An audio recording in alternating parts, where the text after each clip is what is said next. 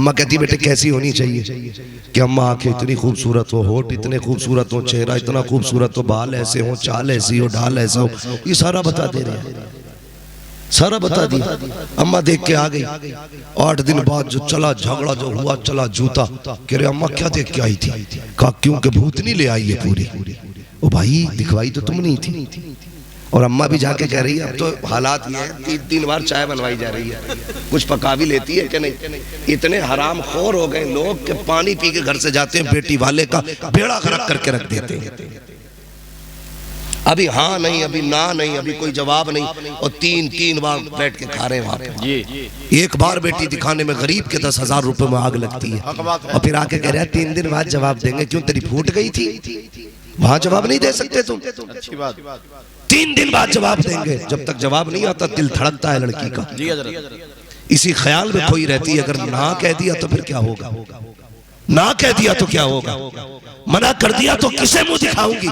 3 दिन तक बच्चियां सो नहीं पाती हैं, और फिर 3 दिन के बाद जवाब आता है तुम्हारी बेटी हमारे बेटे को पसंद नहीं आई। कहा क्योंकि इसकी आंखें छोटी रह गई, इसकी नाक नीची है। जब ये इल्जाम बेटियों पे लगते ना तो बेटी शीशों के आगे खड़े होकर रो के कहती मालिक आंख नाक तूने बनाए थे, मेरा क्या कसूर था।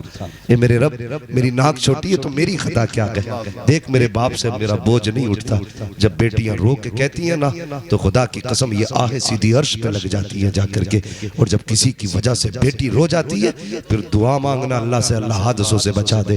अगर तू मनपसंद की दुल्हन लेने भी गया ना, घर लौट के नहीं आएगा, ऐसा एक्सीडेंट होगा कि तू लाश और कफन तेरा एक हो जाएगा।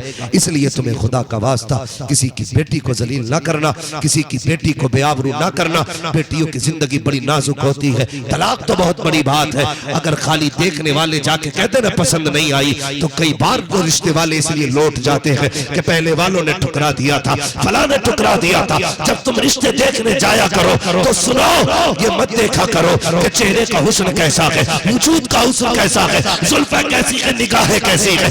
ये देखने जाया करो कि जब चेहरे पे निगाह डालो तो ये भी देखा करो माथे पे सजदे का निशान है कि नहीं। जब बात करके उसके दांतों का अंदाजा लगाओ तो ये भी सूंघ लिया करो तो उसकी सांसों से कुरान की तिलावत की खुशबू आती है कि नहीं, वो इबादत गुजार है कि नहीं। भले रंग काला हो, अगर कुरान वाली होगी अल्लाह तेरी नस्लों के अंदर वली पैदा करेगा।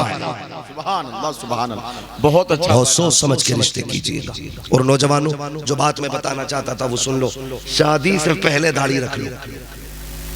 ये कहते हैं शादी हो जाएगी फिर रख लेंगे, यही सोचते हैं ना ज्यादातर। क्यों भाई कि नहीं वो दाढ़ी ना थोड़ी उम्र ज्यादा लगती है।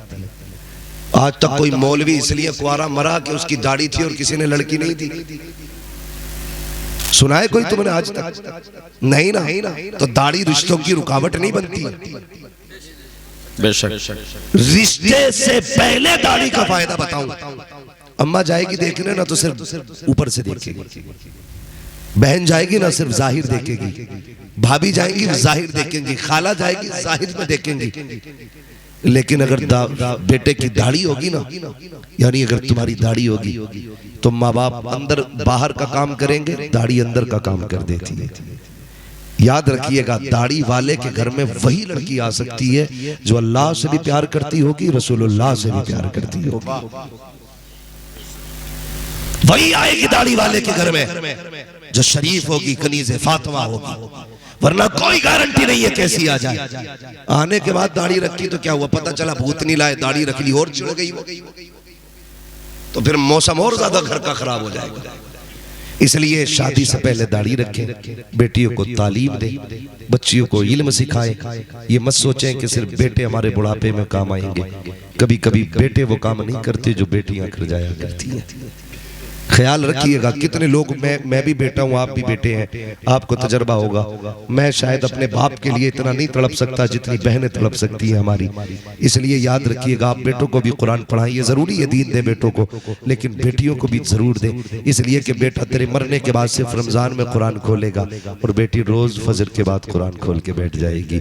ये जब भी कुरान खोलेगा, पढ़ेगा 40वें में कुरान और उठ के आ जाएगा, पढ़ेगा 10वें में कुरान और उठ के आ जाएगा। लेकिन बेटी जब जब भी मुसल्ले पे कुरान खोल के बैठेगी ना, उसे कुरान की लाइनों में अपने बाप का चेहरा दिखाई देगा, उसे मुसहफ में बाप दिखाई देगा। हाथ उठा के कहेगी, अल्लाह ये जो कुछ पढ़ा है इसका सवाब मेरे बाप की रूह को अता फरमा दे।